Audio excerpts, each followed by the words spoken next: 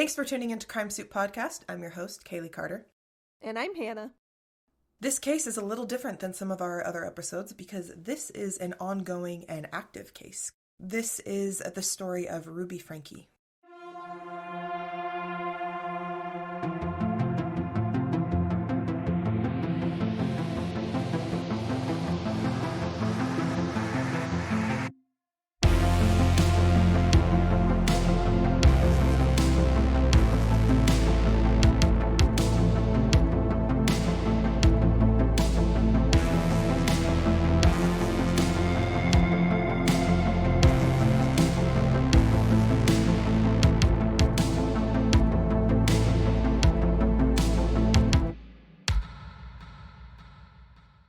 In Ivins, Utah, a small town in southern Utah near St. George, 12-year-old Russell Franke ran, barefoot and still partially bound, to a neighbor's house to beg for help. The boy was covered in wounds, had ligature marks on his wrists and ankles from being tightly bound with duct tape for an extended period of time, and was thin from being withheld food. I'm not sure if you know what the August heat in southern Utah is like, but it feels like baking in an oven. It's a dry, unyielding heat, and there's no large trees or shade for cover. It's a desert. Russell had escaped from a window, leaving his 10-year-old sister inside the house because he knew that they needed help. Luckily, he knocked on the door of some good people who called 911 after getting emotional about seeing the boy's upsetting physical state. And I have the 911 call that I'd like to play for you. 911, the address of your emergency. Tell me exactly what's happened. I just had a 12-year-old boy show up here at my front door asking for help. We know there's been problems at this neighbor's house. He's emaciated, he's got tape around his legs, he's hungry, and he's thirsty. And he asked us to call the police. So he's very afraid. This kid has obviously been... I think he's been detained. He's obviously covered in wounds. He escaped. Well, I'm glad that he was able to make it to They're on their way. where he could be safe. Jody Hildebrand is up there right now. Okay. So she may come looking for him here soon, but he's not going to, obviously. We need the cops here as soon as possible. This boy calls out his mother's name, which is Ruby Franke, and if you've been paying attention to true crime and what's happening right now, you've probably heard that name, because it's been an active case for at least a few months now. So I have seen her name in the news, and I'm also in Utah, and I'm somewhat familiar with St. George, and I didn't know that it was I knew it was serious because she's under investigation and she's currently arrested, I believe, but I didn't hear anything about him being physically abused. I think I falsely assumed that maybe she was just emotionally abusing her kids or something, and maybe they were seeking help from neighbors, but I had no idea that he was, bound with duct tape and covered in bruises and cuts. That's insane. So, I think everybody kind of assumed that same thing. So, Ruby Franke had a YouTube channel that amassed over 2.5 million followers. She got a lot of criticism for the way that she was talking and treating her children. So there was always some level of something weird is going on in that house, but I don't think anybody thought that there was physical abuse to that level. Because I think all of the articles that I've seen have just said abuse or child abuse, and I feel like that term gets thrown around a lot and it's very vague. Yeah, it's just an umbrella term. And it kind of has lost its potency, I guess. Mm-hmm. And so we just kind of glaze over it now. I guess I'll give you a little bit more detail on the background of Ruby Franke and her family. So Ruby Franke probably didn't stand out from any other Mormon mommy vlogger in a lineup. She had a beautiful home, a put-together life, a husband, and 6 children. All very normal things in the Mormon mommy vlogger community. She had amassed around 2.5 million followers on her YouTube channel, called 8 Passengers, like I said earlier. And while things seemed great from a surface-level perspective, fans who had watched the show over the years started to become more and more concerned with the punishments the Franke children were receiving. And Ruby Franke pushed back on any and all of the questions about her authoritarian parenting style. even calling those who criticized her bad parents for being unwilling to teach their children basic truth principles. Which, as you might imagine, ruffled a few feathers. Ruby Franke believed that the principles of right and wrong were very black and white, to put it very mildly, and that none of her children were the exception. Which might sound fine, I guess, if you didn't know what was actually happening in that household. And as Ruby became more bold about the way she punished her children, her followers only became more concerned. And over the years, her followers alone were able to call CPS like an uncounted number of times, and CPS visited their home over 15 times. Which, I don't know if you know how much you have to call CPS to get a visit, but usually CPS does not take it seriously unless there's like a legitimate call or multiple calls, right? Yeah.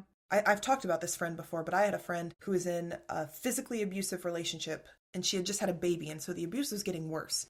He beat her a lot of times while she was pregnant, and then, like I said, it got worse after she had the baby. And he punched her in the face while she was holding the baby and, like, made her fall down. It was bad. And CPS didn't visit, even though we had called multiple times, until we got her whole family to call as well. There had to be like 5, 6, 7 of us, potentially more, calling about this one specific incident in order for CPS to take it seriously. And even then, they opened a case, they went out and visited and talked, and then nothing was really done. No services were realistically offered to her or her baby. What happens, at least from what I've seen, is that unless the victim is willing to press charges or is like willing to throw their abusive partner under the bus, a lot of people who are being abused will just say like, oh no, don't worry about it, I'm fine. And they're like, okay. And then they just write it off. And I think that's because of the way that they go about it. Because if CPS singled out the victim so that she didn't have to talk in front of her abuser, at the point where they visit the house with both of them there and separate them into different rooms, it's too late for that. That's way too scary, and the stakes are way too high to admit that anything really bad is happening, because they're ultimately going to leave after this. Yeah. But yeah, so in order for CPS to actually do something, you have to call about one specific incident, and it has to be enough people calling for them to actually take it seriously. All of these attempts to help the Franke children were in vain. CPS never took any of the allegations seriously, even despite there being, like, video evidence sometimes. I'll give you a few examples of the things that made people call CPS on the Franke home, and it wasn't just followers who were calling, it also ended up being neighbors and family members as well. I'll also put in some audio clips from the actual videos that Ruby posted herself about some of these situations and maybe some others, so that you can kind of hear the dynamic between her and her children. Because I know that some people are going to hear some of this earlier stuff before we get to like the physical abuse and be like, that's not that bad, that's fine. And I fully and vehemently disagree, first of all. But secondly, I hope that people realize that these aren't just isolated incidents. These are one example of probably the hundreds, potentially thousands of times they're doing this to these children. They're gonna think you're torturing him. Stop it. I know you're not, but it looks like you are. Okay, Russell. I'm only gonna say it one more time, and then you're gonna lose the privilege to eat dinner. I'm only gonna say it one more time, and then you're gonna lose the privilege to eat. I just got a text message from Eve's teacher, and she said that Eve did not pack a lunch today, and can I bring a lunch over to the school? I responded and just said, Eve is responsible for making her lunches in the morning, so the natural outcome is she's just going to need to be hungry. And my kids are literally starving. I hesitate to say this because it's gonna sound like I'm like a mean barbarian, but I told the kids, I said, I'm not even gonna let you eat breakfast until you get your chores done. Can you give me some breakfast? You don't need food. Oh, Everything that comes into this house belongs to who? yeah. Belongs to me. Well, we have 6 children. The 2 youngest are showing long patterns of selfishness. Their unwillingness to repent. Because I really won't get anything for summer. I won't be able to go anywhere. No, I don't have any friends. No iPads, no TV, no. We let them know that the Christmas morning, their 4 older siblings will be getting Christmas presents to open, and that they will have the gift of love from their dad and I. My bedroom was taken away for 7 months, and then you give it back like a couple weeks ago. I don't think our viewers know that. I cannot wait to hug them and to smell them and to lick them. Patterns like this over time are abusive. They're not just mistakes that you make in the moment. But there's a few that I wanted to highlight. So Ruby's 6-year-old daughter, the youngest daughter, was in charge of packing her own lunch for school, and she forgot to pack her lunch and then lied when her mom asked if she had her lunch, because she was scared of getting in trouble, obviously. The 6-year-old was willing to go hungry rather than face a confrontation with her mother, which I get that sometimes kids just lie about silly things because they don't want to get in trouble. So obviously at lunchtime, the 6-year-old's teacher called Ruby, saying, "Hey, your 6-year-old doesn't have a lunch. Would you be willing to bring her one?" And Ruby explained to the teacher that her 6-year-old had apparently lied to her about packing and taking her lunch because Ruby was under the impression that the 6-year-old did have a lunch, and Ruby was not going to bring a lunch to her daughter on principle. That the natural consequence of lying, and then on top of that not being responsible enough to pack your own lunch, would be to go hungry all day. Yeah, it sounds like she's trying to train child soldiers. Yeah, like she's 6. Okay, here's my thing, and maybe this doesn't matter, but I want to understand what Ruby's purpose for this is. At surface level, it sounds like a very basic instance of, I'm a parent and I'm teaching my children how to be independent and take care of themselves. Yes. Right? Which I get. I get that it's good to teach your children life skills, and making your lunch is one of those things. But if the girl is only 6 years old, that's literally the very beginning of her first or second year even going to school. So Yeah. Did her mother ever make any of these children's lunches at any point? I have no idea. I didn't watch 8 Passengers. But yeah, that's a good question. Little kids are constantly learning. That's their whole thing. Like, that's exhausting. They're constantly learning and they're constantly growing. You gotta have patience and grace. Yeah, and like at 6 years old, I have a 4.5-year-old, and he's potty trained, and he helps us do chores. He helps us match up the socks from the laundry. He helps us mop the floors. He helps us sweep. He's not very good at it, but at that age, it's just the very basics of even understanding what a broom is or what laundry is. Yeah. And by 6, this little girl, if you're trying to teach her skills about packing a lunch, you would start with something small and say, every morning before you go to school, can you get out your lunch sack, open it up and put it on the counter, and then I will make the lunch and fill it, and then you are responsible for putting it in your backpack, or something like that. Little steps like that. You teach them one thing and then you build on it. I just wonder what her process was, if she was literally like, no, you need to get the stool out, because she's tiny, right? Yeah. Get the stool out, climb up on the counter, get a butter knife out, get the peanut butter and jelly. Can she make a sandwich? I mean, I know that little kids can make their own sandwiches, and I think it's important to foster independence. I just think that punishing little kids for mistakes like that and expecting them to be fully independent by the tender age of 6 and even older than that, and not allowing grace, I think is unfair. That is tough love. Jeez. Yeah. If it is love, I don't know. But anyways, the teacher was like, obviously the 6-year-old needs to eat. Like, if you want to teach her a lesson, talk with her at home, but don't make her starve. She's 6. Mm-hmm. But Ruby posted this whole video about it because she didn't appreciate the teacher trying to teach her how to parent her child. Ruby never ended up taking the lunch to the 6-year-old. And this goes into another story about the same 6-year-old.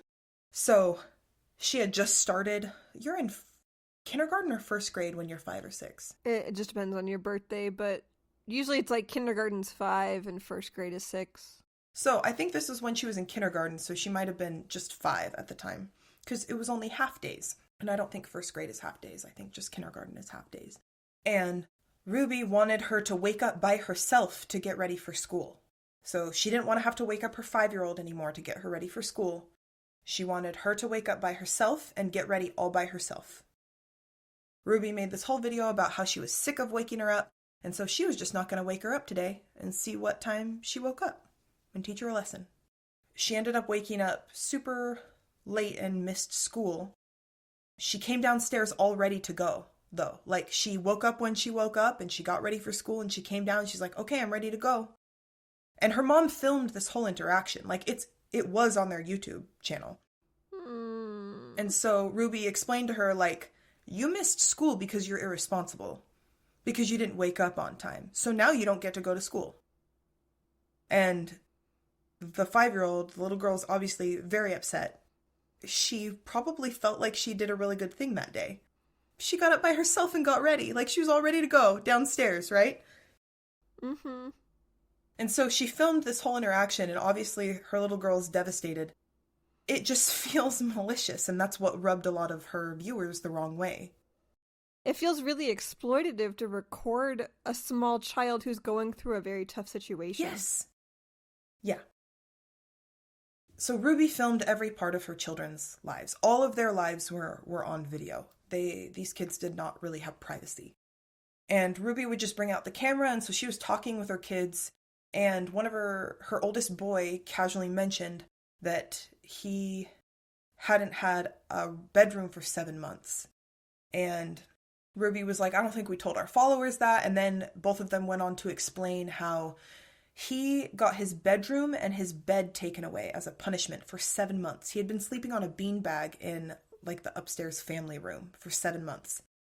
Because he played a prank on one of their younger brothers at the time that involved waking him up really early in the morning and telling him that they were going to Disneyland and to pack his stuff. So, obviously, this prank that this older brother played wasn't nice.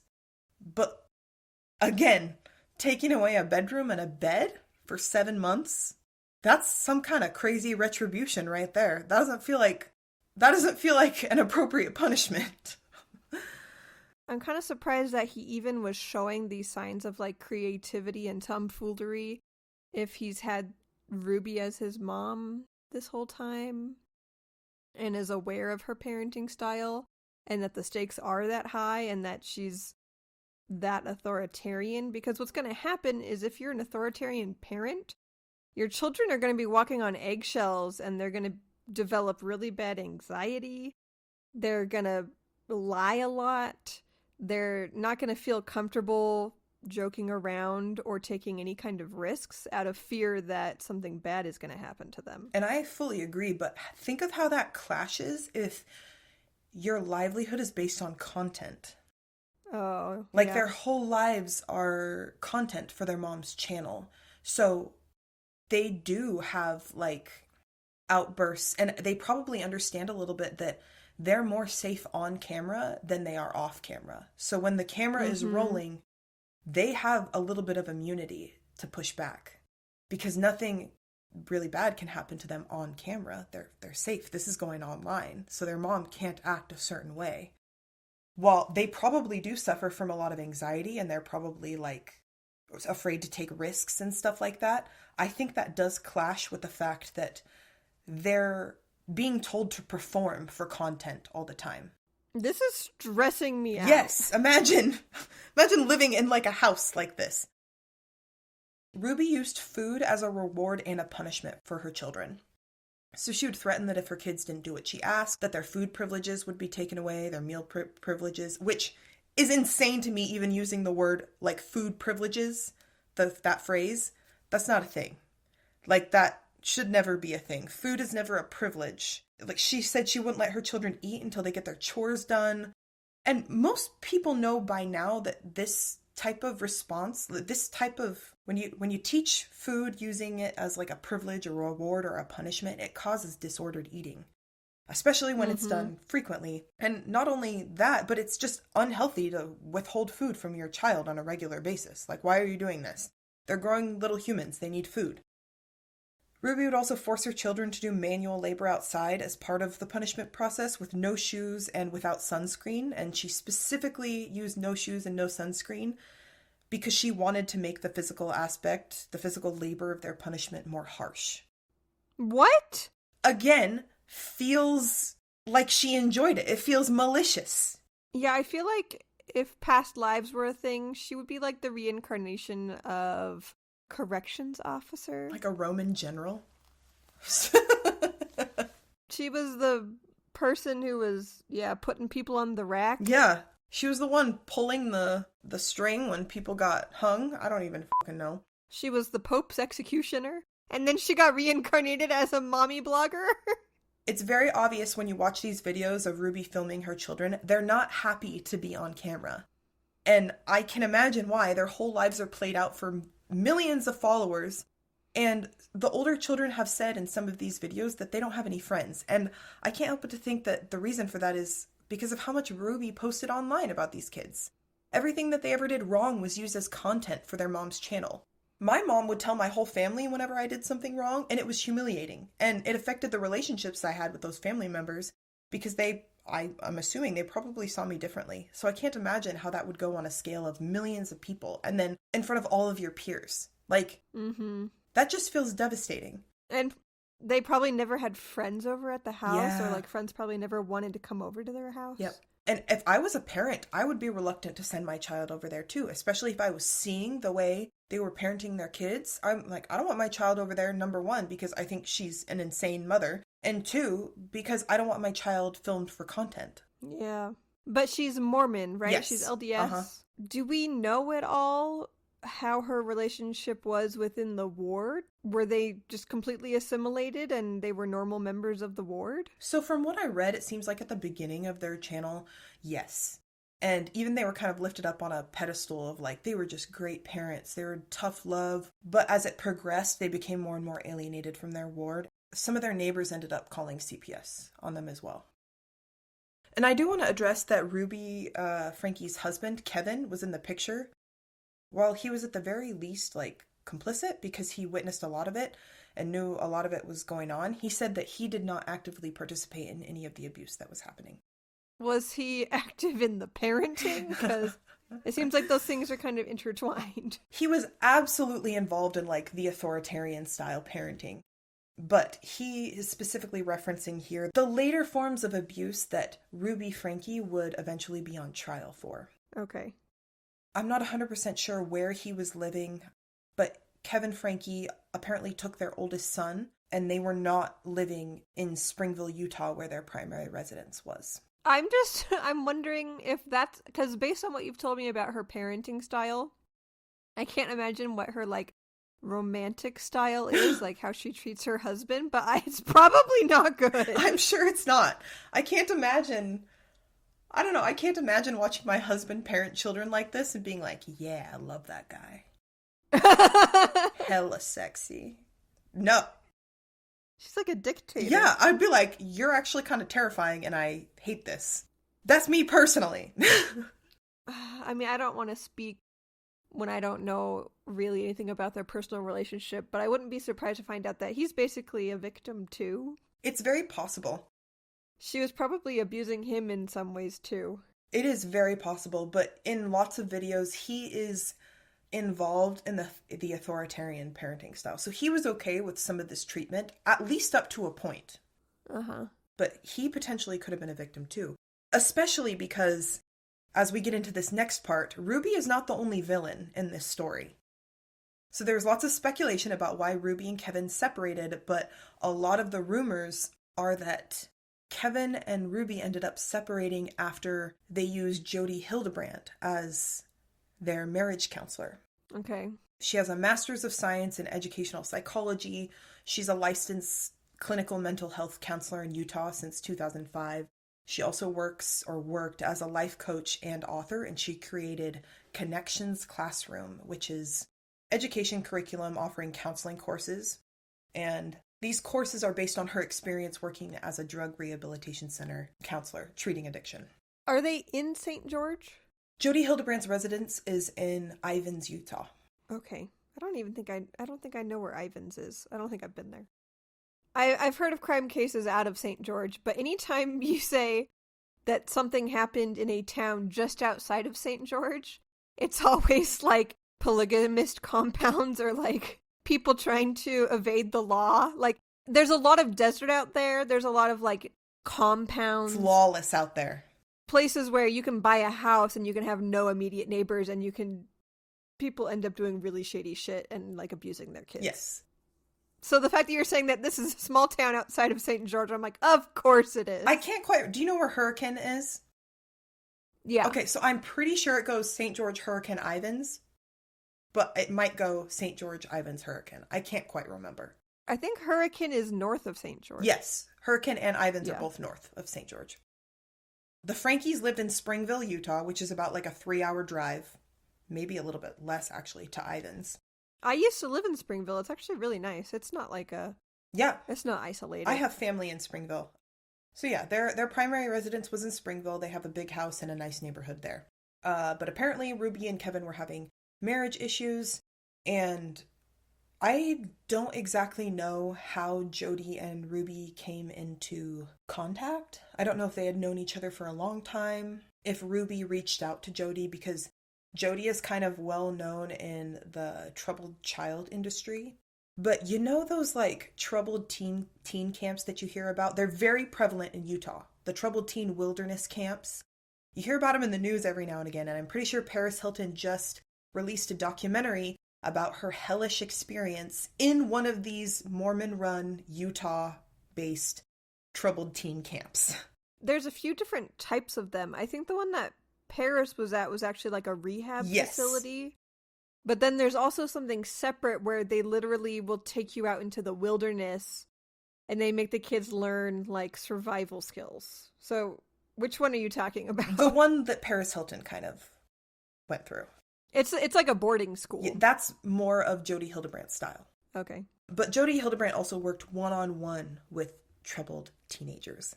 So I'll tell you a little bit about somebody who came forward about their personal experience with Jody Hildebrandt. Jody's niece, Jessie Hildebrandt. And so the reason Jessie went to live with Jody was because their parents found out that they might have an attraction to girls. And so their parents were worried, Jessie's parents were worried, like, oh my gosh, Jessie's gay. So we have to send her to like a rehab center to like cure the gay. Because she was Mormon. She grew up Mormon. What year was this? Let me look up what year it was. Because it wasn't that long ago. This wasn't like in the 70s. Okay. This was in 2010, by the way. Okay. Yes, Jessie is not... I think Jessie is my same exact age. I think they're 29. Okay. Anyways, so Jessie's parents shipped Jessie off to live with Jody Hildebrandt in her house. And I'll read you some of the quotes that Jessie said about their experience in Jody's house. Beginning the quote, "The things that I experienced while living with Jody, I experienced being tied, I remember being duct taped, being blindfolded, severe isolation, severe emotional, spiritual, and psychological abuse. I experienced being told that I shouldn't be around other people, that I was dangerous to be around, that people were afraid of me to the point that I was afraid of myself. I was physically forced to sleep outside in the snow. I was isolated for up to 12 hours a day. If someone spoke to me directly, and if I was wearing duct tape on my mouth, I just had to stare at them and not respond. Her whole thing, which is deeply, darkly ironic, is that everything stems from shame. How horrible shame is," Jessie said, who also shared that she was accused by Jody of being a sex/porn addict, that she was addicted to masturbation to the point where she wasn't allowed to use tampons or had any privacy while using the restroom at all. She wanted to make my life so uncomfortable that it would force sin out and it would force me to confess. So this continually got worse and worse and progressively more intense. Jessie goes on to say, "I just hope this can give the public some context and clarity on what is happening and why they should not believe her. I just hope that even though Ruby is the focus, I hope that Jody is not able to slip away and kind of fade into the background because she's the foundation for this kind of behavior." Yikes. Yes. So if you remember, Russell Franke, the 12-year-old boy, escaped from Jody Hildebrandt's house. And Ruby was living at Jody Hildebrandt's house in Ivins, Utah, with her 2 youngest children, her 12-year-old son and her 10-year-old little girl. She had 4 kids technically at home at the time, but the 2 older than the 10 and 12-year-old were living with a friend back in Springville. And then her 2 oldest children after that, the oldest boy was with his dad somewhere, and the oldest girl had moved out and she was going to Brigham Young University. Ruby and her two youngest children had been living with Jody Hildebrandt, but it had at least been a few months. So as of January 8th, 2024, Jody Hildebrandt pled guilty to 4 counts of felony child abuse regarding the Franke children, so the 2 youngest Franke children, the 12-year-old boy and the 10-year-old girl. One of the things that the court documents said was that Jody forced Ruby Franke's 10-year-old daughter to repeatedly jump into a cactus as punishment. They also admitted to starving the children as a form of punishment, to shackling the children with duct tape and rope in order to restrain the children. And they would tie the 12-year-old boy down to sometimes weights. So they would bind his hands and feet together and then would tie him to weights so he couldn't move. And sometimes they would do the same thing and then bind him to Ruby herself so he couldn't be separated from Ruby.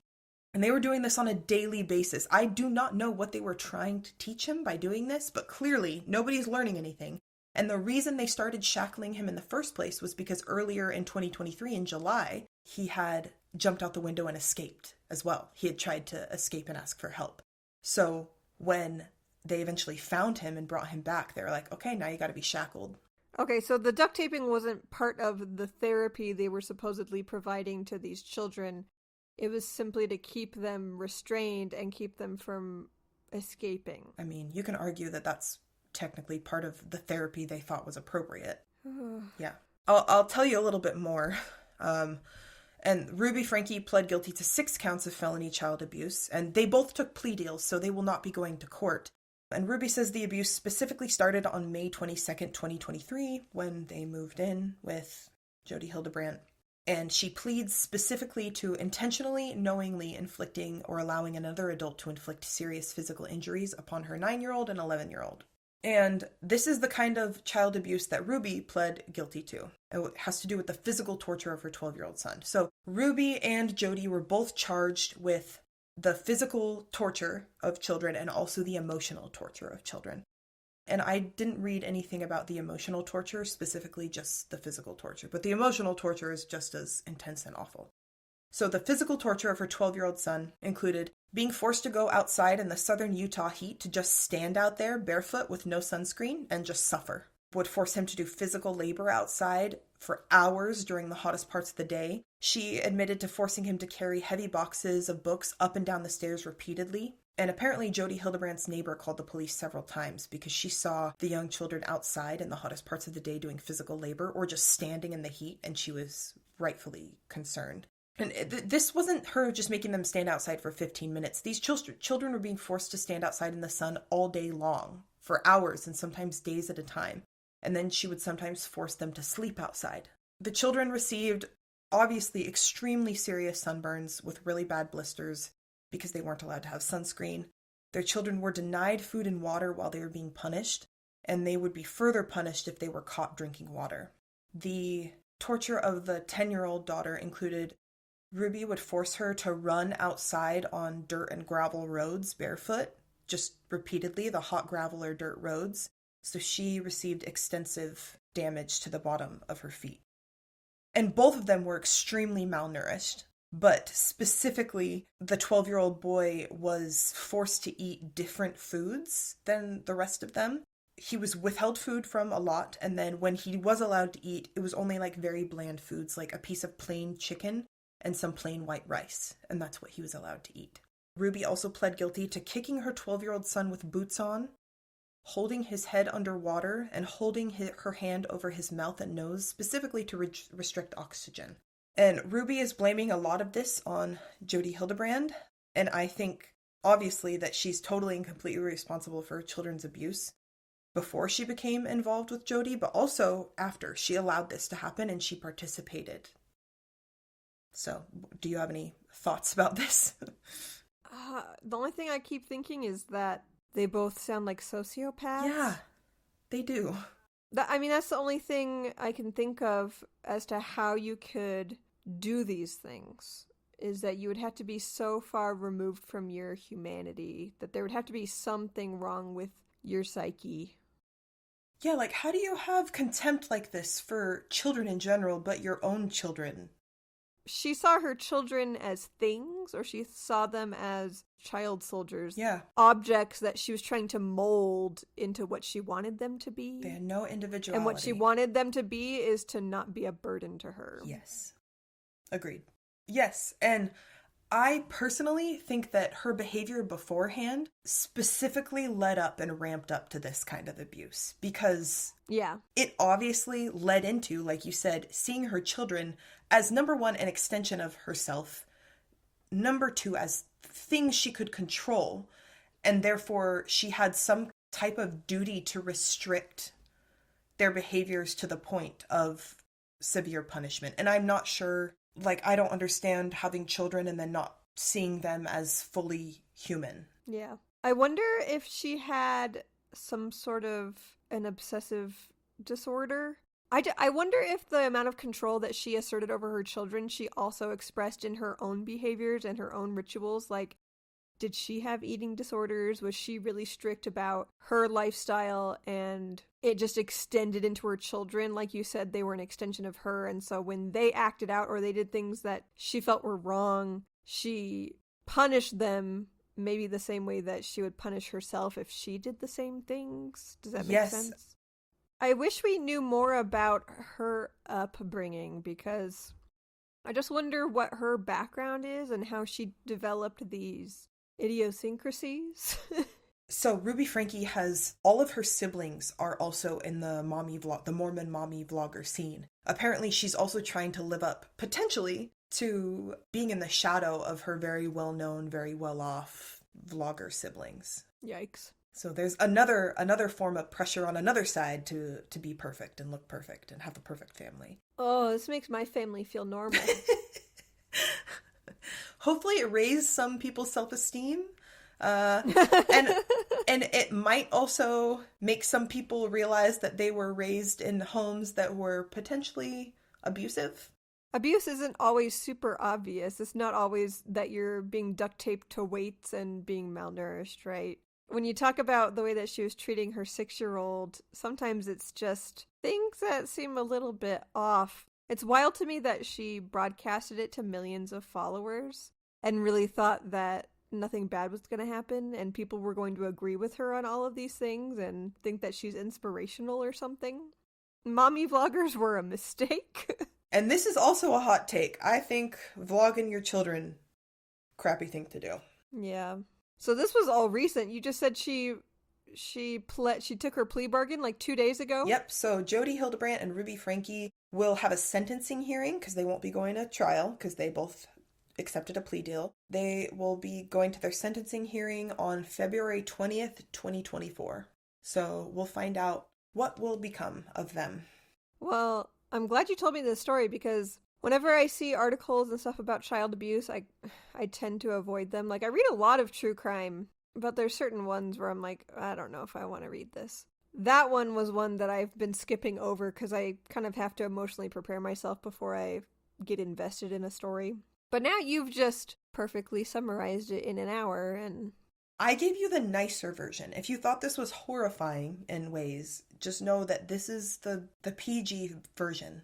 Okay, anything else? Do you want to sign us off? Alrighty, I guess I'll sign us off. Thanks for tuning in to this week's episode of Crime Soup Podcast. If you want to hear more, you can go to our website at crimesouppodcast.com and you can listen to all of our previous episodes, buy your own merch. You can also find us on TikTok, Twitter, YouTube, Facebook, Instagram. Don't forget to join us next Tuesday for your next helping of delicious crime soup. Stay safe and bon appetit.